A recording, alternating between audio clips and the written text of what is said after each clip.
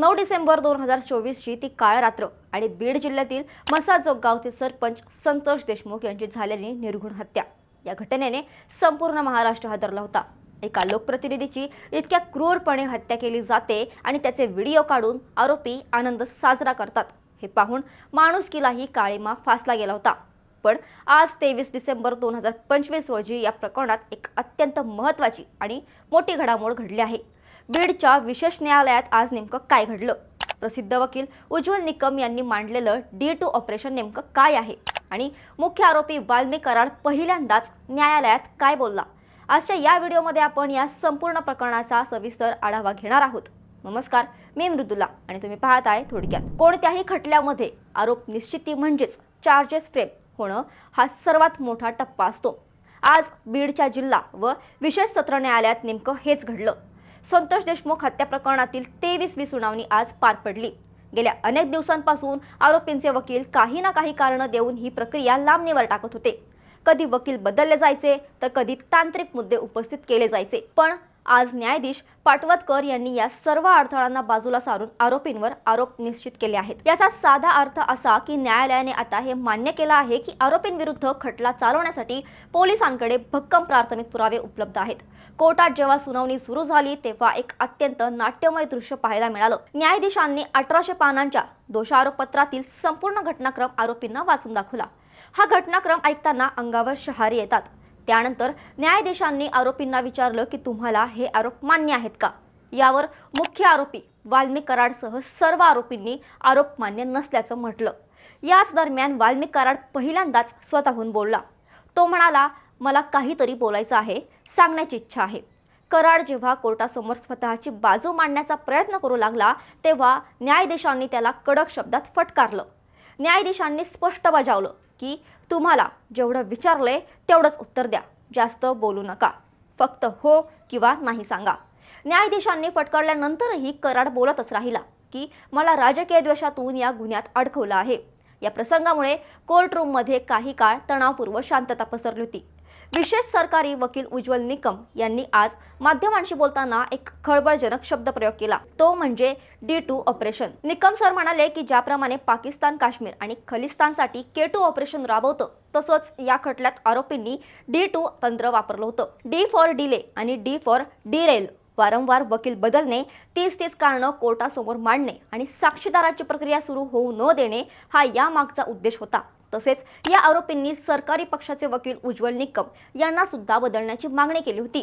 आरोपींच्या मते सरकारी वकील उज्ज्वल निकम हे राजकीय पक्षाशी संबंधित आहेत। तसेच आरोपी प्रतीक घुले याने तर शेवटच्या क्षणी वकील बदलला आणि मला पुरावे पाहण्यासाठी वेळ हवा अशी मागणी केली, पण न्यायालयाने याला प्रत्येक तारखेला असे व्हायला नको असं सुनवत कडक शब्दात नाराजी व्यक्त केली। आता आपण वळूया या हत्येच्या मूळ कारणाकडे। संतोष देशमुख यांची हत्या इतक्या क्रूरपणे का करण्यात आली? उज्ज्वल निकम यांनी न्यायालयात सांगितलं की यामागचं मुख्य कारण होतं खंडणी। वाल्मिक कराड आणि त्याची टोळी आवादा नावाच्या एका कंपनीकडून मोठी खंडणी वसूल करण्याचा प्रयत्न करत होती, पण सरपंच संतोष देशमुख या खंडणीच्या व्यवहारात मोठा अडथळा ठरत होते। संतोष देशमुख यांनी कंपनीला आणि गावाला या टोळीपासून वाचवण्याचा प्रयत्न केला, जो आरोपींना सहन झाला नाही। याच रागातून संतोष देशमुख यांचा काटा काढण्याचा कट रचण्यात आला। ही केवळ एक साधी हाणामारी नव्हती, तर हा एक पूर्वनियोजित थंड रक्ताचा खून होता। आरोपींचा मुख्य उद्देश गुन्हेगारी साम्राज्य निर्माण करून परिसरात दहशत पसरवणे हाच होता। या प्रकरणातील सर्वात भयानक आणि भक्कम पुरावा म्हणजे आरोपींच्या मोबाईलमध्ये सापडलेले 15 व्हिडिओ आणि 8 फोटो। 9 डिसेंबर 2024 रोजी सुदर्शन घुले, विष्णू चाटे, कृष्णा आंधळे, प्रतीक घुले, सुधीर सांगळे आणि महेश केदार या 6 आरोपींनी सरपंच संतोष देशमुख यांना केस तालुक्यातील टाकळी शिवारात नेलं। तिथे त्यांना अमानुष मारहाण करण्यात आली। धक्कादायक म्हणजे ही मारहाण करतानाचे व्हिडिओ आरोपींनी स्वतः काढले।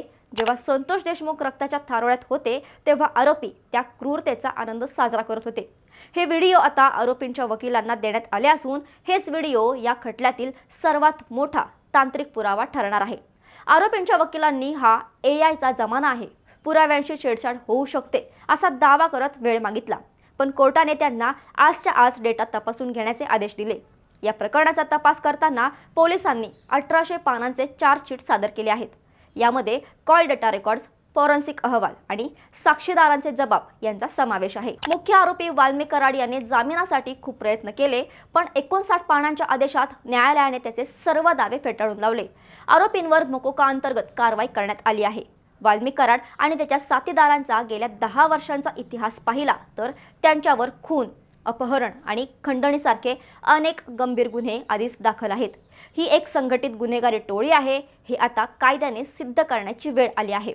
आजच्या आरोप निश्चितीमुळे संतोष देशमुख यांच्या कुटुंबाला न्यायाची एक नवी आशा मिळाली आहे। संतोष देशमुख यांच्या हत्येनंतर जो संताप व्यक्त झाला होता, त्या प्रकरणातील न्यायाची प्रतीक्षा आता संपण्याच्या मार्गावर आली आहे। उज्ज्वल निकम यांनी हा खटला लवकरात लवकर संपवण्याचा आणि फास्ट ट्रॅक कोर्टामध्ये चालवण्याचा निर्धार व्यक्त केला आहे। प्रत्यक्ष पुराव्यांचं काम आता 8 जानेवारी 2026 पासून सुरू होईल। जर कोर्टाने याला दुर्मिळीतील दुर्मिळ घटना मानलं तर आरोपींना फाशीची शिक्षा होण्याची दाट शक्यता आहे। मित्रांनो, आजच्या या सुनावणीने 2 गोष्टी स्पष्ट केल्या आहेत। पहिली म्हणजे तुम्ही कायद्यापासून कितीही पळण्याचा आणि खटला लांबवण्याचा प्रयत्न केला तरी शेवटी तुम्हाला सत्याचा सामना करावाच लागतो। आणि दुसरी म्हणजे उज्ज्वल निकम यांच्यासारखे खंबीर वकील जेव्हा पीडितांच्या बाजूने उभे राहतात तेव्हा गुन्हेगारांचे सर्व प्लॅन्स फेल ठरतात। वाल्मिक कराडने राजकीय द्वेषाचा जो मुद्दा काढला त्याला कोर्टाने फटकारलं, कारण तांत्रिक पुरावे आणि व्हिडिओ समोर असताना अशा दाव्यांना किंमत उरत नाही। तुम्हाला काय वाटतं? आरोपी जे D2 ऑपरेशन राबवत होते त्याला बसलेला हा चाप किती महत्त्वाचा आहे? आणि आपल्या न्यायव्यवस्थेत असे हाय प्रोफाईल खटले जलद गतीने चालवण्यासाठी अजून काय बदल व्हायला हवेत? तुम्हालाही असं वाटतं का की आरोपींना फाशीचीच शिक्षा व्हायला हवी? तुमचे विचार कमेंट्समध्ये नक्की शेअर करा।